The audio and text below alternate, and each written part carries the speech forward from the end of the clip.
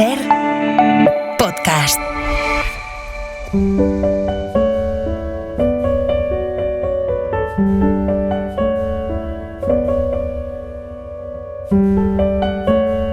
Un libro, una hora. Dirigido por Antonio Martínez Asensio. Bienvenidos al podcast de Un libro, una hora. En este episodio os vamos a contar Historia de una maestra, de Josefina Aldecoa. Josefina Aldecoa nació en La Robla, en León, el 8 de marzo de 1926 y murió el 16 de marzo de 2011. Forma parte de la llamada generación de los 50. Es la autora de las novelas La Enredadera, Porque éramos jóvenes, El Vergel, El Enigma, La Casa Gris y Hermanas. Y es autora del ciclo que comienza con Historia de una maestra y continúa con Mujeres de Negro y La Fuerza del Destino. Sus relatos están recogidos en el volumen Fiebre. Historia de una maestra se publicó en el año 1990. Es una obra lúcida, inteligente y brillante que habla del papel de las maestras y de la mujer en la España rural de principios de siglo y que cuenta magníficamente la Revolución de Octubre de 1934. No dejen de leerla. Vamos allá. Contar mi vida. No sé por dónde empezar. Una vida la recuerdas a saltos, a golpes. De repente te viene a la memoria un pasaje y se te ilumina la escena del recuerdo. Lo ves todo transparente, clarísimo, y hasta parece que lo entiendes. Entiendes lo que está pasando allí, aunque no lo entendieras cuando sucedió. Para Gabriela está muy claro el día que terminó la carrera. Acababa de cumplir 19 años. Era octubre de 1923, en Oviedo. Gabriela procede de un pueblo leonés situado en la línea de montañas que separa Asturias de la meseta. A las 10 ve su nombre escrito entre otros muchos. Gabriela López Pardo, maestra. El fin de una etapa y el comienzo de un sueño. Aquella mañana va con sus compañeras hacia el centro de la ciudad cuando ven que la gente se agolpa a los dos lados de la calle diciendo que ya vienen. De puntillas tratan de ver lo que pasa. Es una boda. Un coche descubierto y engalanado se aproxima por la calle vacía. Cuando llega a su altura, pueden ver con claridad a la pareja. La novia iba sentada, erguida y arrogante. De vez en cuando recordaba que se esperaba su sonrisa y la esbozaba apenas. Era morena, delgada. Los ojos no expresaban sentimiento alguno, pero observé que eran unos ojos grandes y luminosos. Con la mano derecha sujetaba un ramo de flores y me fijé en que los nudillos le blanqueaban de la fuerza con que lo apretaba. Una compañera de Gabriela dice que la novia está triste porque su familia no la dejaba casarse. En el instante en el que les sobrepasan, Gabriela se fija en el novio. Es un hombre joven, serio, con un bigote negro que le acentúa el gesto firme, vestido con uniforme de gala. Su mirada se pierde en un punto lejano más allá de la calle. Enseguida se van cuesta arriba por los caminos del parque, con la alegría de la nueva vida que van a iniciar. Muchas veces he vuelto a recordar aquella boda. La reseña la leí a los pocos días en un periódico, pero los nombres no me dijeron nada. Han contraído matrimonio la señorita Carmen Polo y Martínez Valdés y el teniente coronel don Francisco Franco Bahamonde. Años después los oiría por todas partes y sin yo saberlo, marcarían para siempre mi destino.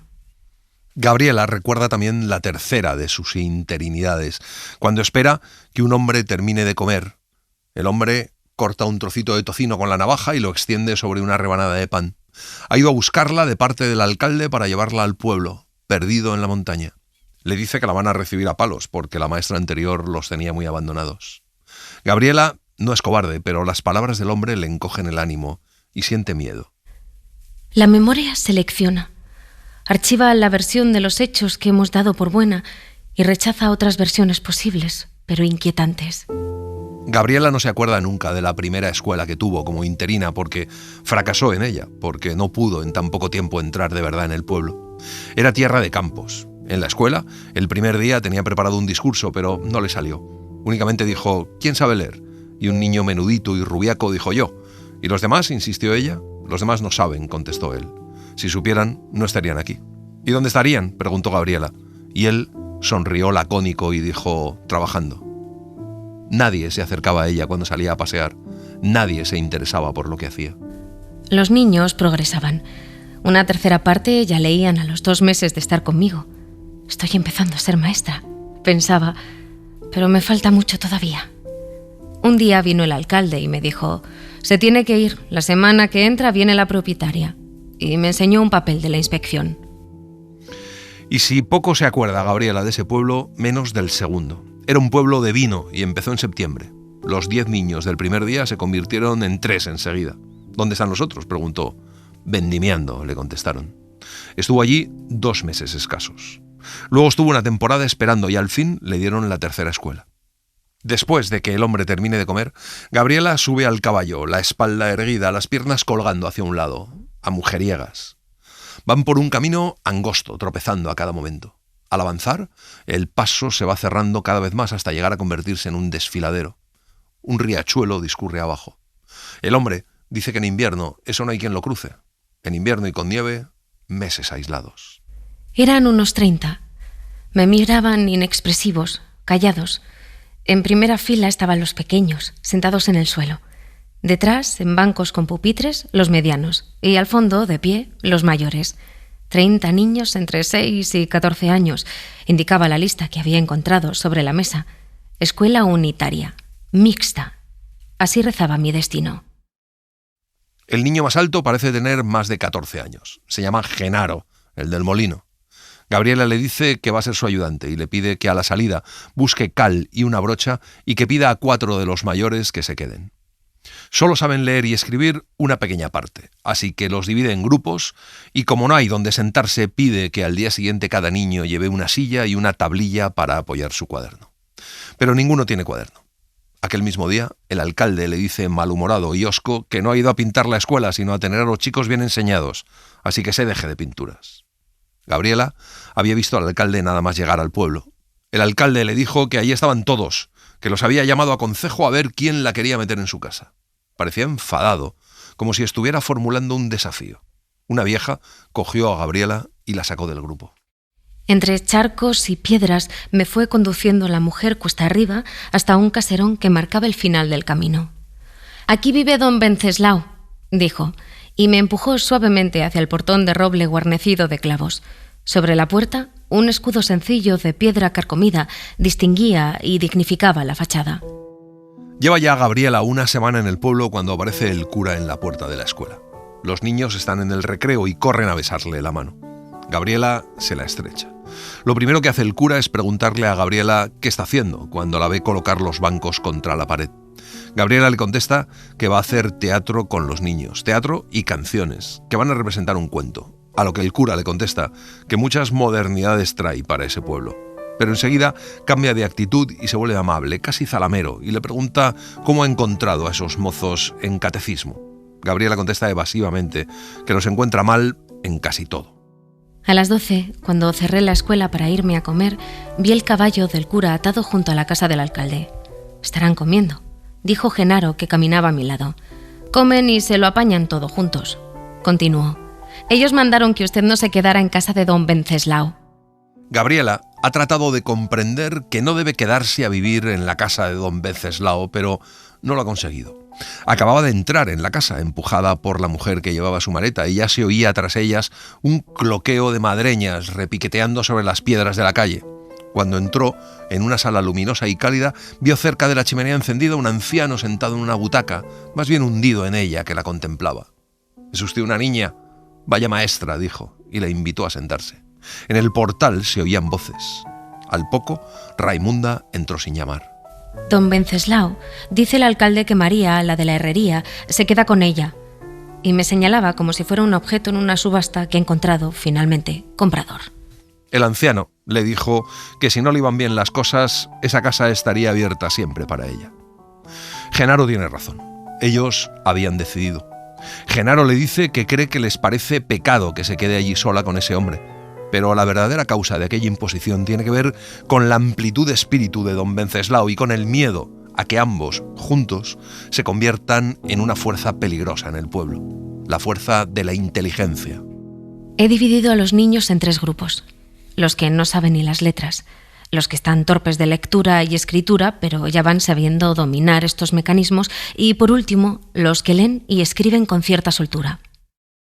Nunca Han oído esos niños una explicación sobre el lugar que ocupa la Tierra en el universo, Europa en la Tierra, España en Europa. Ni siquiera están seguros del punto de España en que se encuentran. Gabriela necesita un globo terráqueo. Por Genaro le manda a don Venceslao a decir que él se lo deja, que pase a recogerlo cuando quiera. Gabriela a veces se angustia en el pueblo. Está acostumbrada a la vida tranquila y limitada de los pueblos, pero el suyo tenía una carretera importante, pasaban gentes, automóviles, carros, caballerías. Había estación de ferrocarril y 4 trenes diarios. Su pueblo era alegre. Había un gran mercado todos los sábados, y ella tenía amigas, parientes, conocidos, y en la calle la saludaban sin cesar. Gabriela siempre ha pensado que lo dejaría para ensanchar horizontes e ir a lugares más amplios y mejores, no a esa tristeza del anochecer en un lugar perdido entre los montes. Trata de hablar con María, le hace preguntas sobre el pueblo, sobre la gente, pero ella se resiste y solo contesta aquellas que exigen un sí o un no concretos. Entre la incapacidad de expresión oral y la poca necesidad de comunicación que tienen sus nuevos convecinos, transcurren los días de Gabriela en un aislamiento parecido al de Robinson Crusoe. Hasta que un día aparece una mujer en la puerta de la escuela. Señora maestra, a ver si usted sabe qué le pasa a la niña, que cada vez que la veo más ruin que se me va a morir. La mujer plañía y se llevaba a los ojos secos un pañuelo de hierbas. Parecía una anciana, arrugada y sin dientes, y sin embargo, la criatura que sostenía entre los brazos era suya. Gabriela le dice que lo que tiene que hacer es ir al médico, pero la mujer insiste y Gabriela le dice que intente darle leche de vaca hervida y aclarada con agua. La mujer se vuelve y se marcha con su niña. María le dice que esa mujer ya ha criado a 5, pero que se le han muerto 3. A los 10 o 12 días, allí está la madre esperándola otra vez. Un esbozo de sonrisa se dibuja en la boca desdentada. La fama de Gabriela crece rápidamente y sin saber cómo, al mes de instalarse en la escuela, siempre hay alguna mujer esperándola a la salida. Sus consultas son variadas, no siempre de medicina. La mayor parte pueden resolverlas con sentido común y buena voluntad. Entonces es cuando se le ocurre dar clases de adultos. El alcalde le contesta que qué tienen que aprender las mujeres, que tarea les sobra con atender la casa y los animales. Pero termina cediendo. Un día a la semana, los jueves, reuní a las mujeres que quisieron venir. Empecé por la higiene doméstica. Al principio eran 4 o 5. Al cabo de un tiempo, llegaron a 10. A finales de octubre, el tiempo empeora. La amenaza del invierno empieza a cumplirse. Durante meses, ni las cartas llegan al pueblo, inaccesible para los caballos y los hombres. La escuela es el único recurso de Gabriela. Empieza a sentir esa profunda e incomparable plenitud que produce la entrega al propio oficio. El trabajo le estimula para emprender nuevos caminos. Cada día surge un nuevo obstáculo y a la vez el reto de resolverlo. Los niños avanzan, aprenden, y Gabriela se siente enardecida con los resultados de ese aprendizaje que es al mismo tiempo el suyo. Nunca he vuelto a sentir con mayor intensidad el valor de lo que estaba haciendo. Era consciente de que podía llenar mi vida solo con mi escuela. Cerraba la puerta tras de mí al entrar en ella cada día, y las miradas de los niños, las sonrisas, la atención contenida, la avidez que mostraban por los nuevos descubrimientos que juntos íbamos a hacer, me trastornaban, me embriagaban. Yo me decía, no puede existir dedicación más hermosa que esta. Tenía que pasar mucho tiempo hasta que yo me diera cuenta de que lo que me daban los niños valía más que todo lo que ellos recibían de mí. El molino de Genaro está abajo, a la orilla del río. Un día Gabriela va de visita. Hay algo en Genaro que ha chocado desde el principio a Gabriela. En medio de la torpeza de expresión que muestran sus alumnos, solo él habla con cierta fluidez. Gabriela piensa que en ese pueblo solo se puede conversar con Genaro y con don Venceslao. La asociación de los dos personajes le revela un descubrimiento fascinante. Los dos tienen la misma mirada, parecida manera de adelantar la barbilla para escuchar y la misma sonrisa. El críptico comentario de María cuando Gabriela le pregunta es que el que no sale a la raza se le mata. Y al final le cuenta la historia de la madre de Genaro que servía en casa de don Venceslao. A través de Genaro, don Venceslao me enviaba constantemente pequeños obsequios para la escuela. El niño debía de contarle nuestras luchas con la falta de material escolar, nuestro ingenio para resolver esas carencias. De vez en cuando, don Venceslao la invita a merendar. Gabriela se retira temprano porque teme las reticencias del alcalde y los vecinos respecto a su estancia en la casa de un hombre soltero. Un día que el señor se retira pronto, Raimunda le cuenta su historia. Don Venceslao viene de una familia del pueblo. El padre se había ido a Guinea por negocios, cayó enfermo y no volvía, y la madre mandó a Venceslao a buscarle. Y cuando murió el padre, don Venceslao se quedó allí. A veces, don Venceslao le cuenta a Gabriela historias de Guinea y le dice que si algún día cae por allí, que recuerde la hacienda de los Peñalba en el continente, atravesando una buena parte del bosque Fang, donde tiene su casa Francisco Gómez, su amigo. No me marché del pueblo por cobardía ni por cansancio. Fue un corte brusco, una decisión repentina tomada por mi padre cuando vino a verme y me encontró agotada, convaleciente de lo que debió de ser una pulmonía, aunque nadie lo hubiera diagnosticado. Gabriela, enferma, no se despide de Genaro ni de don Venceslao. Solo se despide de María, que se queda a la puerta de su casa. Por las últimas revueltas de la calleja aparecen niños. La miran marchar, pero ninguno dice una palabra. Gabriela les dice adiós con la mano. La convalecencia es larga. La dan por curada en verano. En septiembre, Gabriela empieza a preparar oposiciones y durante un curso entero estudia y estudia bajo el cuidado de sus padres. Y lo mismo que un día apareció su nombre en la lista de final de carrera, también lo ve brillar en otra lista. Gabriela López Pardo, maestra en propiedad. Ha llegado el momento de elegir, con todos los derechos, su escuela, y decide irse a Guinea Ecuatorial. Dice Josefina Aldecoa: este libro lo escribí para regalárselo a mi madre, porque siempre me contó muchas historias cuando yo era pequeña. Me hablaba de situaciones que ella, como maestra, había vivido. Basándome en todos esos recuerdos y también en los de mi infancia, escribí Historia de una maestra, que es un homenaje a mi madre y a los maestros de la República, a su esfuerzo y dedicación en unos momentos de nuestra historia en los que su sacrificio estaba justificado por la necesidad de salvar al país educándolo, pues tal fue el mandato que recibieron. La historia es ficticia, pero todo lo que sucede en ella es real. Es un testimonio histórico que sirve además para conocer las durísimas condiciones de trabajo de los maestros rurales y el papel tan importante que desempeñaron, haciendo gala de una constante muestra de vocación. Los niños eran todos negros. La mía era la escuela nacional y gratuita, y solo los negros la frecuentaban. Todos dijeron que estaba loca cuando la elegí. Yo tenía 24 años y afán de aventuras. Si fuera hombre, pensaba, un hombre es libre. Pero yo era mujer y estaba atada por mi juventud, por mis padres, por la falta de dinero, por la época. Era el año 1928. No es que la haya influido su viejo amigo, pero hasta la Guinea de don Venceslao le parece distinta de la que ella ha elegido. Ella no va a negociar ni a hacer fortuna, va a enseñar y al mismo tiempo a aprender, a buscar paisajes nuevos, nuevas experiencias. Embarca en Cádiz y cuando empieza a ver la tierra alejarse, recuerda el último consejo de su padre. La aventura puede ser loca, el aventurero no. Macilentos y ajados avistan un día la tierra de Guinea cuando ha empezado a escasear ya el agua y la comida disminuye por momentos en cantidad y en calidad. Andan todos desmadejados. Recuerdo la llegada, el puerto y a lo lejos el rumor de las voces que anunciaban el barco. El paso por el puente balanceante que me llevaba a tierra firme. La espera de mi baúl que no llegaba nunca. Me rodeaban mozos, negros harapientos que ofrecían sus servicios en un defectuoso castellano. Apareció un funcionario blanco y lacónico. Y luego, la noche de insomnio, en un hotel de indescriptible suciedad. Por la mañana, embarca de nuevo para hacer la última etapa de su viaje hasta la isla de Fernando Po. A su lado se ha instalado un joven negro. Apoya, como ella, los brazos en la barandilla y mira en silencio la costa. Al fin, empiezan a hablar. El español del hombre es suave y melodioso. Habla como una persona educada. Viste con un traje blanco de corte europeo. Tiene una sonrisa blanquísima que ilumina su rostro oscuro. Le cuenta que es médico y que regresa a su hospital. Cuando Gabriela le cuenta la razón de su viaje, el hombre vuelve a sonreír y dice que la necesitan, que necesitan medicinas y escuelas y que solo les mandan hombres de negocios. Me esperaban. Todos eran negros y sonrieron.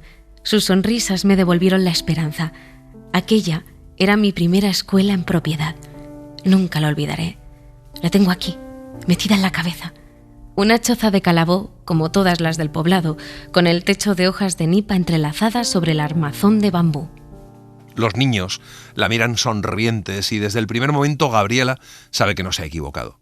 Su casa es como todas, una cama de bambú sin ropas ni almohada, un banco y una mesa también de bambú y canastos distribuidos por la choza, en los que guarda su ropa y sus cosas.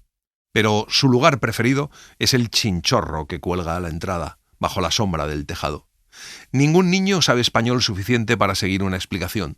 Gabriela dibuja en la pizarra las cosas con sus nombres e intenta que ellos reconozcan las palabras cuando borra los dibujos. Aferran los lapiceros con sus manos oscuras, las uñas rotas, las palmas rosadas y sucias. La aparición del color en el papel al presionar la mina del lápiz produce en ellos exclamaciones de excitación. Aprenden. Los días transcurrían bajo el peso del calor que me dejaba exhausta y me llevaba al final de la jornada hasta la hamaca de palmito que flotaba en el porche de mi cabaña. Cantábamos. Yo buscaba en el repertorio aprendido en la infancia y ampliado más tarde en la normal. Les enseñaba mis canciones y ellos me enseñaban las suyas.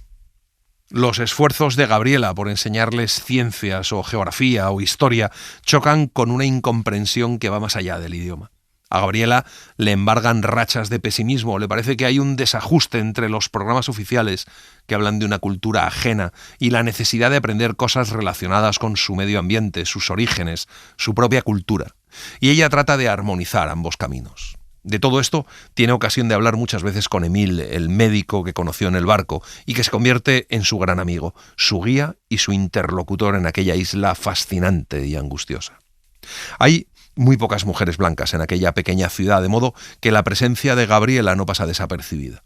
Lo primero que hace Emil es decir a Gabriela que no puede seguir viviendo donde lo hace, así que al poco tiempo se ve instalada en una habitación de una casa colonial con ventanas protegidas por mosquiteros, olor a desinfectante, ventiladores por todas partes y en la planta baja el comedor colectivo al que acuden los funcionarios de la metrópoli que también viven allí. Cuando llegaron las vacaciones de Navidad, Emil me invitó a acompañarle a sus inspecciones sanitarias. Las fincas estaban cerca de la ciudad, pero generalmente había que llegar a ellas en bote porque los caminos eran malos y difíciles. Las plantaciones de cacao se extienden a lo largo de kilómetros. Entre los cacaoteros también hay abundantes platanales, cocoteros, palmas de aceite, mangos y árboles maderables de gran tamaño. Emil le cuenta que la vida del bracero es muy dura y que uno de los mayores peligros es la mosca tsetse. Le presenta a los dueños o administradores de las plantaciones, todos europeos, y ellos, entre amables y sorprendidos, le besan la mano y se la aprietan con fuerza. Al regresar el primer día de la excursión sanitaria, Emil la invita a visitar su casa. Vive con su madre, cerca del hospital. La madre la recibe con extrañeza y mira a su hijo con un silencioso reproche. Emil le enseña sus libros y charlan bajo la mirada severa de la madre y el zumbido del ventilador. Al despedirse, Emil le cuenta que su madre no cree en los blancos. Nunca antes me había detenido a analizar el significado de la palabra racismo, pero no tardaría mucho tiempo en comprender que la reacción de la madre de mi amigo no era un hecho aislado y caprichoso, sino la consecuencia de una realidad ampliamente extendida. Gabriela acude a visitar al párroco que la ha hecho llamar. Él la previene contra los negros. La noche del 24 de diciembre, Gabriela asiste a la misa del gallo. Cuando termina el oficio religioso, se tropieza con Emil, que la saluda muy efusivo y a continuación la invita a conocer la verdadera fiesta local. Por toda la ciudad, recogida en torno a la bahía, resuena la música de los negros, los cánticos, los golpes obsesivos de los bongos, los bailes enfervorizados. Por calles y callejas, el rumor penetra en las casas de los blancos, que celebran dentro su propio júbilo ritual. Cuando Gabriela vuelve a su cuarto, una sombra sale de la oscuridad del pasillo y la ataca. Es el administrador del hospital, que la abraza con fuerza y pretende besarla con su aliento de borracho, murmurando con furia que si es buena para el negro también lo será para él. Cuando está a punto de conseguir su objetivo, entra Manuel, el criado de Gabriela, que se queda mudo e inmóvil en el umbral. Pero fue suficiente para que mi agresor reaccionara. Se alejó de mí y de un manotazo lanzó contra la pared a Manuel. Cuando desapareció, me tomé en la cama y me eché a llorar mientras Manuel cerraba la puerta y se retiraba escaleras abajo, respetando mi soledad y mi dolor. Gabriela se lo cuenta a Emil, que monta en cólera. Gabriela tarda varios días en volver al comedor, pero no pasa una semana cuando el administrador desaparece de la ciudad tras un traslado. El tiempo que pasa en Guinea es para Gabriela un tiempo de soledad, un mundo de hombres solitarios, un mundo duro de lucha para conseguir dinero. El párroco invita a Gabriela un día, poco después de Navidad, a visitar la misión a 3 horas de camino de la ciudad. Me cuesta trabajo identificarme con la innegable labor de las monjas. Ya entonces creía yo más en la justicia que en la caridad. Su sueño va por otros rumbos. Educación, cultura, libertad de acción, de elección, de decisión, condiciones de vida dignas, alimentos, higiene, sanidad. Pero Emil tristemente le dice que el hambre de África no terminará nunca, que África es la víctima del hombre blanco.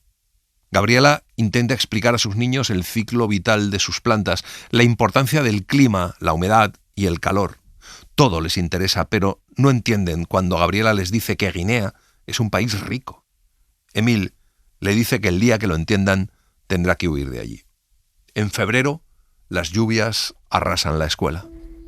Mi padre me decía en una carta que había un español oriundo de nuestro pueblo y pariente de unos conocidos que llevaba mucho tiempo en la isla. Se llamaba don Cipriano Sánchez, y eso era todo lo que sabía de él. No tardó mucho tiempo en dar señales de vida. Don Cipriano es rico e influyente y tiene casas y fincas de cacao. Algo en él le recuerda a don Wenceslao. Cuando Gabriela tomó la decisión de solicitar una escuela en Guinea, escribió a su amigo, a don Wenceslao, pero él no la contestó y tampoco le devolvieron la carta. Un día, don Cipriano, junto con otros ricos plantadores blancos, le dice a Gabriela que como compatriota y caballero, tiene que decirle que no puede alternar como lo hace con un negro como Emil. Gabriela protesta, pero le dicen que son las leyes, que ningún negro se puede casar con una blanca. Gabriela sale como una exhalación del comedor. Emil trata de animarla, le dice que cuando pasen las lluvias subirán a la montaña, pero un día, sentada con Emil charlando, Gabriela se encuentra mal. Durante 10 días y 10 noches delira en el hospital. Al despertar de mi inconsciencia, una inmensa tristeza se apoderó de mí. O más bien, era mi estado físico tan deteriorado el que producía la tristeza. Tardé mucho tiempo en mirarme al espejo, pero me recorría el cuerpo con las manos y encontraba las aristas de los huesos, el esqueleto dibujado bajo la piel perfectamente palpable. Los papeles los arregla la delegación. Emil acompaña a Gabriela a Santa Isabel. Los porteadores suben su baúl al barco. Emil la deja tendida en la litera, pone en su mano la próxima dosis de quinina y la besa en la frente. La travesía es buena, la atienden con cariño y Gabriela tiene la sensación de estar recibiendo un trato deferente. Noches y días descansa rendida en la litera. Solo una obsesión aparece y desaparece en las ondulaciones de su cerebro. Mi sueño no progresa. Mi sueño es un sueño maldito. Siempre estoy empezando el sueño. Gabriela se casa en la ermita del Santo Sendero, vestida con un traje de seda negro, un ramito de violetas en las manos y en la cabeza una mantilla de blonda larga de su abuela. Ezequiel, su marido, también va de negro. Los dos están muy serios. Al lado de Ezequiel, la madrina, que es la madre de Gabriela, tiene al lado a su padre, el padrino. Ezequiel no tiene padres ni hermanos ni parientes cercanos. Se lo dijo el día que le pidió que se casaran. No tengo a nadie. No tengo a nadie más que a ti. Amor, amor, lo que se dice amor no hay entre ellos, al menos por parte de Gabriela, que sin embargo nunca ha tenido la sensación de haberse equivocado. Le parece que las cualidades de Ezequiel suplen con exceso los espejismos del enamoramiento. Alguien gritó a la salida: ¡vivan los novios! El marido de Rosa, la amiga de Gabriela, de la Normal, que en su día había dado con un hombre aceptable y se había casado con él y vivía feliz con sus 3 hijos en una ciudad de Castilla. Con las maletas cargadas en una carretilla, enfilan hacia la estación. Es el 1 de junio y el verano se anuncia. Nunca había pensado en casarme por casarme. Pero al conocer a Ezequiel, me encontré considerando que, después de todo, eso era lo normal, casarse y tener algún hijo, y que además no era incompatible con mi carrera, ya que él también era maestro y precisamente por ahí, por la afinidad de intereses y entusiasmos, había empezado todo. Gabriela está aquel día corrigiendo cuadernos a la salida de las clases cuando llaman a la puerta con los nudillos. Y en la puerta aparece Ezequiel, un chico de estatura mediana, muy moreno, ni guapo ni feo, de expresión muy atractiva, mirada inteligente, voz grave y agradable. Soy Ezequiel García. Soy el maestro del pueblo de arriba. Se ponen a hablar de aquellos pueblos de vega rica, de huertos y ganado menor, pero llenos de ignorancia, suciedad y abandono. Sobre todo arriba, donde está Ezequiel. Cuando Gabriela le devuelve la visita después de una buena caminata monte arriba, se queda perpleja. En la sala de la escuela de Ezequiel, sombría y con ventanas pequeñas, al fondo, junto a la pizarra y la mesa del maestro, hay una cama cubierta con una manta parda y una maleta cerrada, colocada en una silla al lado del camastro. En el pueblo de Ezequiel, casas no había o no parecían disponibles para nosotros. En el mío tampoco encontré muchas facilidades. Yo estaba de huésped en una casa, pero la habitación no era adecuada para 2 personas, ni por el tamaño ni por los muebles. Finalmente surgió una propuesta: la planta baja de una casa, mitad pajar, mitad cobertizo para herramientas y aperos de labranza. Llegan a ser excelentes compañeros. Juntos planean actividades para sus niños, juntos organizan sus clases de adultos que se convierten enseguida en reuniones semanales a las que asisten gentes de los 2 pueblos, cada domingo en una escuela. Gabriela le habla de Guinea y Ezequiel le cuenta su vida, la miseria, el hambre que ha pasado. Éramos jóvenes y el vigor físico nos enardecía, nos impulsaba a luchar por algo en lo que creíamos, la importancia y la trascendencia de nuestro trabajo. Soñábamos.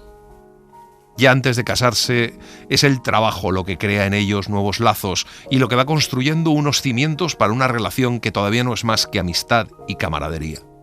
Comienza entre ellos el tiempo de las confesiones, la necesidad de volcar en el otro lo que hasta entonces ha sido solo de cada uno. Hablan y cuando las confesiones alcanzan su final, están listos para pensar en el futuro. El noviazgo es el más puro y transparente, el más premeditado de los noviazgos. Amadeo, el carpintero, no tenía hijos ni estaba casado, pero nos ayudaba mucho y mostraba un interés insólito en la educación. Cada vez que surgía la ocasión venía a echarnos una mano. Para la escuela lo que quiera, me decía. Le gustaba hablar. Se expresaba con claridad y sensatez. Amadeo dice que si todos supieran más de libros y menos de tabernas, les engañarían menos y serían más felices. La educación y la justicia y la salvación de los hombres por el trabajo bien hecho y bien pagado son conceptos que a él le gusta discutir. Lo hablan en las clases de adultos a las que él es el primero en asistir. Un día llega misterioso y exaltado.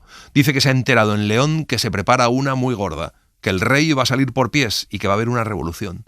Dice que va llegando el tiempo de que hable el pueblo y se le escuche y les den lo que es de ellos. Que lo primero, la educación y la cultura para ser capaces de sacar el país adelante.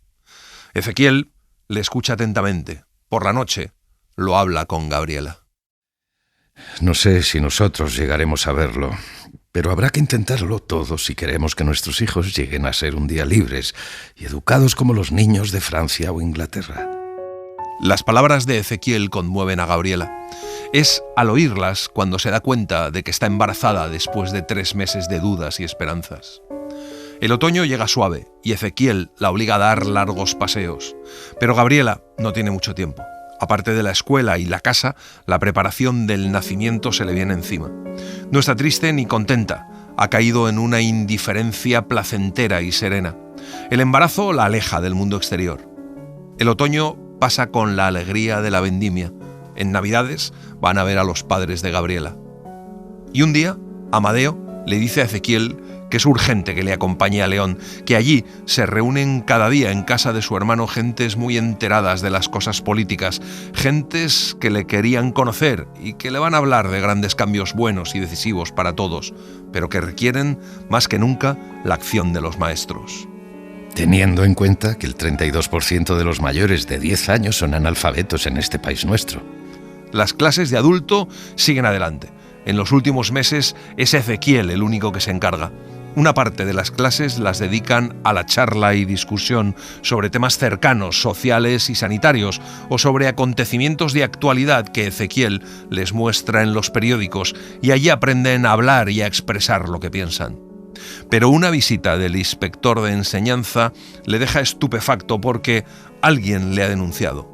Gabriela se pone de parto y 3 horas después las campanas empiezan a sonar. Llega Ezequiel con la partera y se va.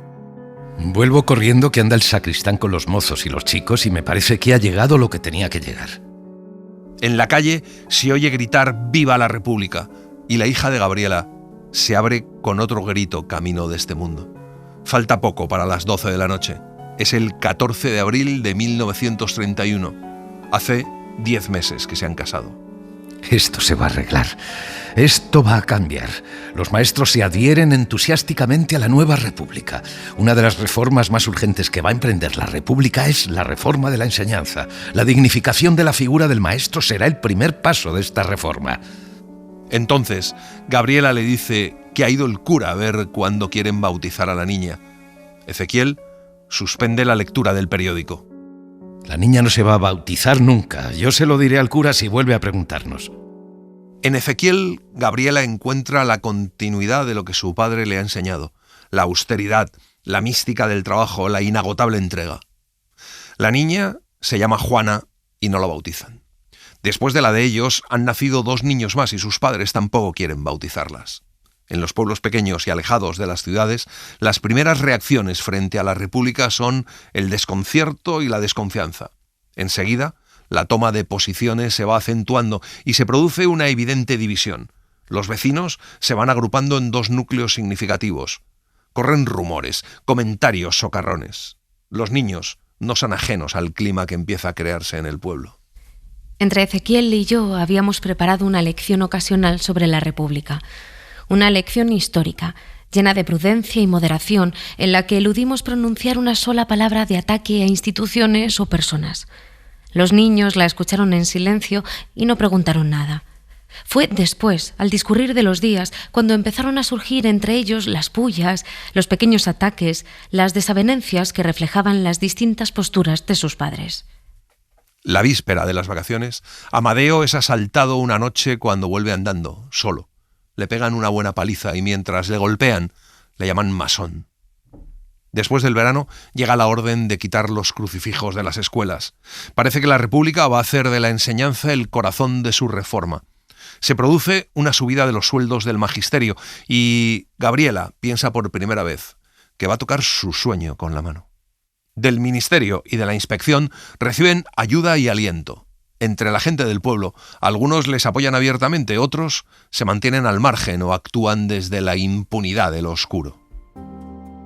Un acontecimiento inesperado vino a alegrar nuestras vidas. Ya nos habían llegado noticias de una creación de la República que estaba teniendo mucho éxito por donde quiera que pasaba. Las misiones pedagógicas.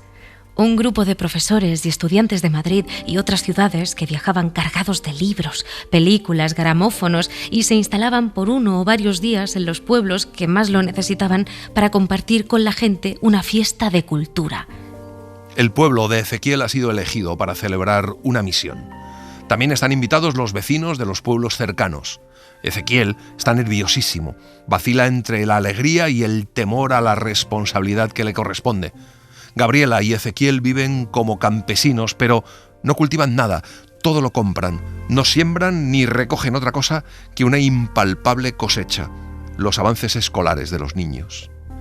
Apoyados por los jóvenes de las clases de adultos, tratan de contrarrestar la campaña que se está extendiendo en contra de las misiones. Ezequiel habla con los vecinos que voluntariamente se han ofrecido a dar alojamiento a los misioneros. El lugar elegido para la misión es una explanada delante de la escuela. La llegada de la misión es una fiesta. Nos dijeron sus nombres y apellidos, pero al hablar de ellos, tiempo después, siempre lo haríamos con aquella primera identidad. El alto y más viejo, el profesor, el joven y más bajo, el agrónomo. También los estudiantes quedaron grabados en nuestro recuerdo por los rasgos que los caracterizaban. Están 2 días y viven con ellos horas inolvidables. Sueñan juntos, embargados por una obsesión común: hacer del trabajo de todos la gran misión que salve a España del aislamiento y la ignorancia. A los pocos días circulan por los 2 pueblos los préstamos de libros de una biblioteca regalada por las misiones. El sueño parece ampliarse en un horizonte de bienaventuranzas. Amadeo termina marchándose a la ciudad. Gabriela y Ezequiel llevan bastante tiempo dándole vueltas a la idea de solicitar un traslado para que les envíen juntos a un mismo pueblo. Cuando se acerca el verano, organizan una fiesta de despedida en una pradera a mitad de camino entre los 2 pueblos. El día de la marcha, hasta el cura les va a decir adiós junto con todos los poderosos, y una corte de niños, hombres y mujeres cargados de regalos. Cuando el tren empezó a moverse, traté de imaginar el verano que tenía por delante en la casa de mis padres. La seguridad de su afecto y sus cuidados me conmovieron y de nuevo tuve que hacer esfuerzos para contener el llanto. La Gabriela del libro era maestra antes de la República. Fue maestra incluso en la Guinea Ecuatorial. Le pilló la República siendo maestra, esa profesión silenciada en la literatura. Historia de una maestra cuenta la historia de un sueño. El sueño de una mujer que vive para construir un mundo mejor. Una mujer que en 1934, en un recóndito pueblo minero del norte de España, con el rumor de fondo de un país a punto de acabarse, pero situada en una realidad rota desde siempre, despojada de bienestar y privilegios, brinda por el futuro.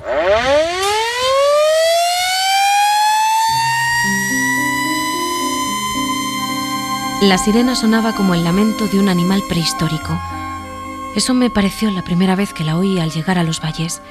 Subíamos en el taxi que nos había recogido del coche de línea en la carretera general. A partir de entonces, el quejido periódico de la sirena de la mina va a marcar el ritmo de sus vidas. Huele a carbón. Una película finísima cubre los objetos. Al principio no se ve, pero al cabo de un tiempo se hace evidente. Las manos se vuelven sucias, la ropa ennegrece y en la cara aparecen motas negras. El olor está ahí, agrio y picante, y penetra por la nariz, se mastica entre los dientes, se detiene en la garganta. Las escuelas nacionales están unidas por un costado, una pared las separa al dividir los patios de recreo. Las plantas bajas son las aulas y en el primer piso están las viviendas. Para vivir, eligen el edificio de las niñas. Detrás de la casa hay un minúsculo huerto con 2 manzanos y un pequeño prado. La hierba y las hojas de los frutales también están cubiertas por una capa de carbón que solo al tacto es perceptible. El alcalde resulta ser republicano, don Germán. En la primera visita, don Germán quería saber. Con hábiles preguntas fue conduciéndonos a donde deseaba llegar. ¿Quiénes éramos? ¿Cómo pensábamos? ¿Qué forma de educar y enseñar era la nuestra? Pareció satisfecho con su indagación. Y les cuenta que ese pueblo son 2 mundos: mina y agricultura, carbón y cultivo, progreso y atraso. Los mineros tienen sus escuelas arriba, en el poblado minero. Los maestros los paga la compañía. Las de ellos son las del Estado, donde van los más pobres, los hijos de los labradores, de los albañiles, los del barrio de abajo.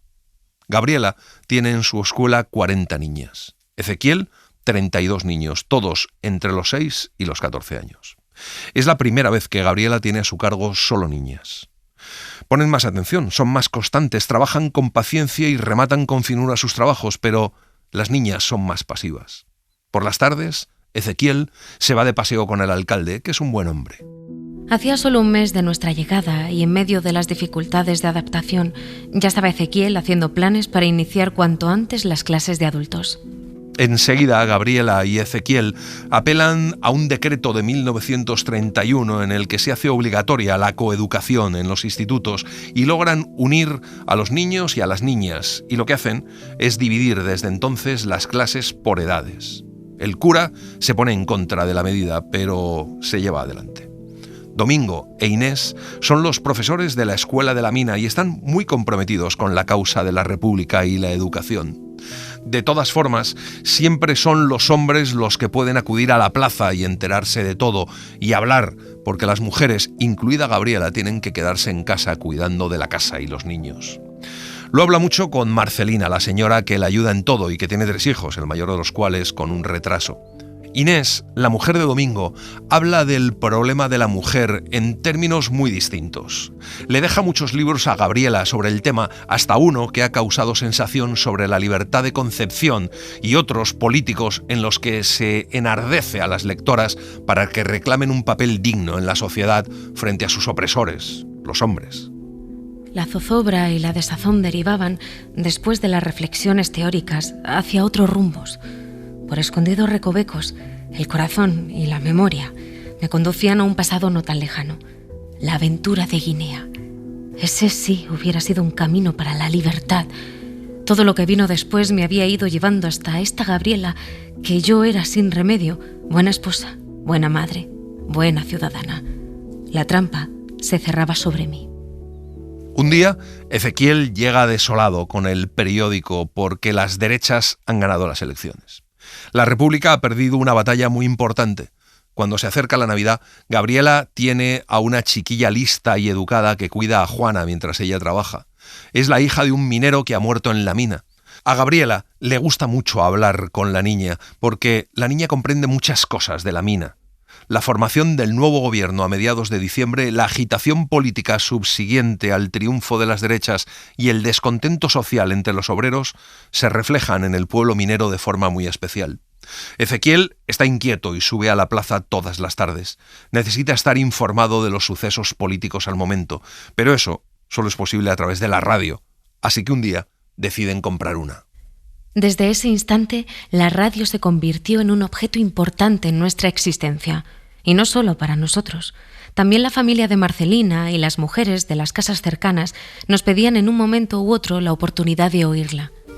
Después de las Navidades se empieza a hablar de un frente único.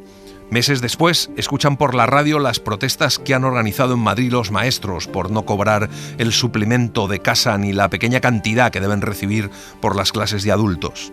Según la radio, la policía y los guardias de seguridad han disuelto por la fuerza a un grupo de manifestantes reunidos en el patio del Ministerio de Instrucción Pública. Hay detenciones, cristales rotos y, según el locutor, los maestros están indignados. El día del Corpus se produce en el pueblo un incidente cuando apedrean una procesión. A don Germán, el alcalde, le da algo de corazón a consecuencia del susto. Aquella primavera, aquel verano han quedado grabados en mi memoria casi día a día. Me pregunto en mis noches de insomnio, ¿cuándo empezó todo? ¿En qué momento advertí que Ezequiel abandonaba su independencia, su entrega a la educación, para entregarse a una lucha más extensa? La incapacidad de la República para llevar adelante las grandes promesas de su primer año la han hundido en el desencanto y la decepción. El fracaso total del Frente Único del Magisterio acaba en mayo con todas las tentativas de acción desde el ámbito profesional. Encima, después del verano, un inspector echa abajo el experimento de la coeducación y tienen que volver a separar a niños y a niñas. Inés, en la escuela de las minas, está llevando su activismo político a las últimas consecuencias. Ha recibido una llamada de atención del director de la empresa minera exigiéndole una dedicación absoluta a las tareas de la enseñanza y prohibiéndole utilizar la escuela para fines más o menos abiertamente políticos. Se empieza a hablar de una huelga general, pero entonces surge otra palabra: revolución. Revolución era una palabra que yo veneraba. Revolución significaba cambio profundo, agitación definitiva, volverlo todo del revés. Pero revolución también significaba sangre. Cuando estalla la revolución, las escuelas no se abren, las tiendas tampoco. Llegan armas procedentes de Asturias. La radio da noticias constantemente, se requisan coches y camiones. Pasa Inés su vida en uno de ellos que lleva el emblema de la Cruz Roja. En la radio se habla de insurrección. El administrador de la mina y los ingenieros están detenidos. Vuelan el puente. En el ayuntamiento hay 2 mineros armados a la puerta. Gabriela no sabe nada de Ezequiel, apenas aparece durante la semana y al fin llegan las tropas y comienza la represión. La detención de Ezequiel, su desaparición y la sucesión de acontecimientos que me tocó vivir despertaron en mí una fuerza insospechada. Domingo e Inés consiguen huir. Cuando se reabre la escuela, un militar ocupa el lugar de Ezequiel. Al principio, a Gabriela le llegan noticias de Ezequiel por medio de emisarios desconocidos. Don Germán, el alcalde, es el centro de toda información. La Guardia Civil le ha respetado. Las primeras cartas le llegan también por conducto de don Germán, pero Gabriela necesita verle. Y un día viaja hasta la cárcel. 1935 es un año gris, cargado de amenazas, un año de tristeza y de miedo. El trabajo es la única medicina para Gabriela. Al entrar en la clase, deja atrás su carga de angustia. El desaliento se transforma en vigor, la debilidad en fortaleza. Solo los niños conservan intacta la esperanza. En un periódico se dice que la escuela es la gran responsable de la Revolución de Octubre. En enero de 1936 se disuelven las Cortes. El Frente Popular gana las elecciones en febrero. La amnistía es su primer objetivo. Sin previo aviso, Ezequiel llegó una tarde. Se arrojó en nuestros brazos y nos retuvo mucho rato apretadas contra su pecho. En el programa del Frente Popular se hace alusión de nuevo a la enseñanza. El sueño de Gabriela emerge con fuerza del hoyo en que ha estado sepultado. Todavía es posible imaginar un futuro. Ezequiel no renuncia a sus sueños, vive en la frontera de la plaza, dedica su día a los asuntos de la casa del pueblo, se convierte en un verdadero líder. Y Gabriela respeta su elección, su renuncia a la vida familiar, su deseo de continuar en los valles. El 12 de julio muere el padre de Gabriela. Apenas acaban de enterrarle, llegan las primeras noticias de una sublevación militar. En 15 días, la sublevación se ha extendido por la provincia de León. Tras la ocupación de los valles, le llega una carta a Gabriela en la que le anuncian que a Ezequiel lo han fusilado. El coche de línea daba tumbos. Cada golpe me dolía en el hueco del estómago vacío, del corazón vacío. Al salir de la ciudad, tapé la cara de Juana con la mano para que no mirara afuera. En las cunetas había muertos. Vi enseguida el primer brazo rígido elevado hacia el cielo. Delante de su asiento, un hombre despliega un periódico abierto. Por encima del respaldo, Gabriela ve la fotografía. El general Francisco Franco. Inesperadamente recuerda esa cara, una mañana en Oviedo, aquella boda, su nombre en la reseña del periódico. Recuerda su mirada que navegaba más allá del paseo sobre las cabezas de la gente. Yo era muy joven y creía en los sueños que estrenaba ese día. No podía imaginar en qué horizontes se perdían los suyos. Acaricié el pelo de Juana. Miré al frente, a la carretera recta. A las orillas, los árboles formaban, tiesos y vigilantes, como soldados, uno al lado del otro.